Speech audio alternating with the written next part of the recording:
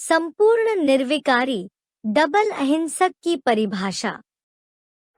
संपूर्ण निर्विकारी अर्थात सर्व विकार सर्व वंश सहित अंश मात्र भी अर्थात संकल्प व स्वप्न मात्र में भी न हो।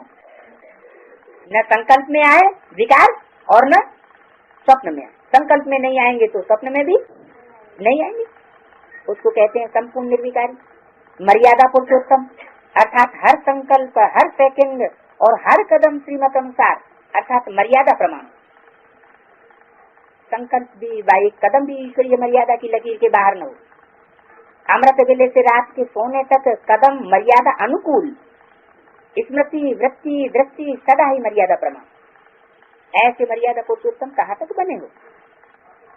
डबल अहिंसक अर्थात अपवित्रता काम महाशत्रु स्वप्न में भी वार न करे।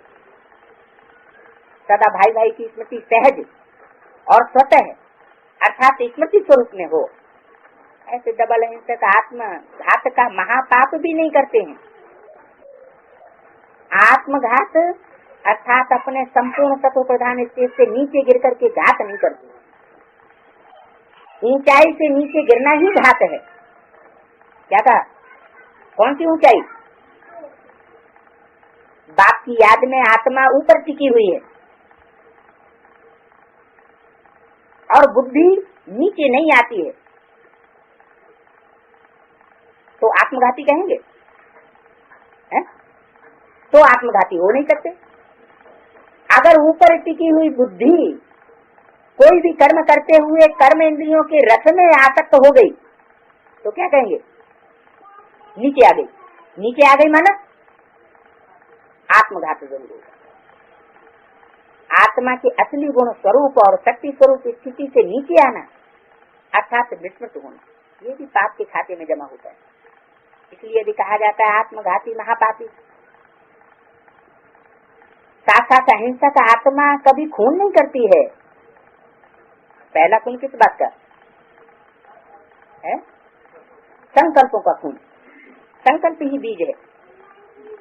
खून करना माना हिंसा करना। तो आप में से कोई खून करते हैं? जो बाप द्वारा दिव्य बुद्धि व दिव्य विवेक व ईश्वरीय विवेक मिला है, वो माया के वश परमत वश कुसंग वश या परिस्थिति के वश अगर ईश्वरीय विवेक को दबाते हैं तो समझो कि ईश्वरीय विवेक का खून करते हो। और जो ईश्वरीय विवेक का खून करेंगे, संकल्पों का खून करेंगे, वो फिर मनसा से वाचा में और वाचा से कर्मणा में भी आ जाता है।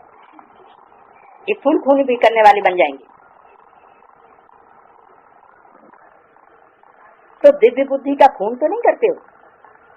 बाद में फिर चिल्लाते हो कि चाहता तो नहीं था लेकिन कर लिया। न चाहते हुए भी हो गया।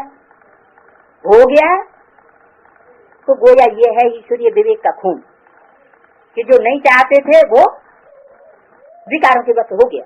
झूठ बोलना, चोरी करना, ठगी करना, धोखा देना, इसको भी हिंसा व पाप कहा जाता है। तो तुम ब्राह्मण चोरी कौन सी करते हो? शूद्रपन के संस्कार स्वभाव व बोल किसी के प्रति भावना ब्राह्मण बनने के बाद कार्य में लगाते हो व अपनाते हो तो गोया शूद्रों की वस्तु चोरी करते हो। जबकि ये ब्राह्मण की वस्तु नहीं है तो दूसरों की वस्तु यूज करना अर्थात ब्राह्मण बनने के बाद आसुरी व शूद्रपन के संस्कार व स्वभाव धारण करना अर्थात हिंसा करना। ऐसे ही झूठ कैसे बोलते हो? कहते हो हम ट्रस्टी, सब कुछ आपका है, तन मन धन सब तेरा, फिर मैंपन में मोहवश होकर के चलते हो। तो मैंपन लाना या मेरा समझना ये भी झूठ हो गया ना। कहना तेरा और करना मेरा, तो ये झूठ हो गया ना। वायदा करते हो तुम्ही से खाऊं, तुम्ही से बैठूं, तुम्ही से बोलूं और तुम्ही से सर्व संबंध निभाऊं। क्या बात? वायदा क्या करते हो? तुम्ही से खाऊं, तुम्ही से बैठूं, बैठूं बैठूं उठूं क्या? बिंदी उठेगी बैठेगी क्या है? तुम्ही से बैठूं, तुम्ही से बोलूं, बिंदी बोलेगी और तुम्ही से सर्व संबंध निभाओ। संबंध तो समान स्थिति वालों के साथ होता है, लेकिन प्रैक्टिकल में अन्य आत्माओं से भी संबंध और संपर्क रखते हो रखना किससे चाहिए? प्रैक्टिकल में। प्रैक्टिकल माना शरीर के साथ। प्रैक्टिकल कब होता है? साकार में हो तो प्रैक्टिकल, अगर साकार ही नहीं तो प्रैक्टिकल थोड़े कहेंगे। तो तुम्ही से सर्व संबंध निभाऊं ऐसे कहते तो हो, लेकिन प्रैक्टिकल में अन्य आत्माओं से भी संबंध और संपर्क रखते हो। संबंध किसे कहा जाता है और संपर्क किसे कहा जाता है? संबंध कहा जाता है संपूर्ण बंधन, कर्मेंद्रियों के साथ ही संपूर्ण बंधन में बंधना होता है। प्रगाढ़ बंधन जो होता है उसको कहते हैं संबंध, और संपर्क, संपर्क हल्का होता है, संबंध गहरा होता है। बाप की स्मृति के बजाय अन्य स्मृति भी साथ साथ में रखते हो तो ये खून हो गया ना। वायदा है कि मेरा तो एक बाप दूसरा न कोई, अगर वो नहीं निभाते हो तो ये भी झूठ हो गया ना। ऐसी धोखा और ठगी कौन सी करते हो? सबसे बड़ा धोखा स्वयं को देते हो कि जो जानते हुए मानते हुए फिर भी स्वयं को श्रेष्ठ प्राप्ति से वंचित कर देते हो। ये हुआ स्वयं को धोखा देना। धोखे की निशानी है जिससे दुख की प्राप्ति होती है। साथ साथ ब्राह्मण परिवार भी धोखा देते हो, ब्राह्मण परिवार में भी धोखा देने के निमित्त बनते हो। कहना एक और करना दूसरा, अपनी कमजोरी को छिपा करके बाहर से अपना नाम वाला करना और अपने को अच्छा पुरुषार्थी सिद्ध करना, एक दूसरे को धोखा देते हो ना। कोई भी गलती करके छिपाना ये भी धोखा देना है, ठगी करना है।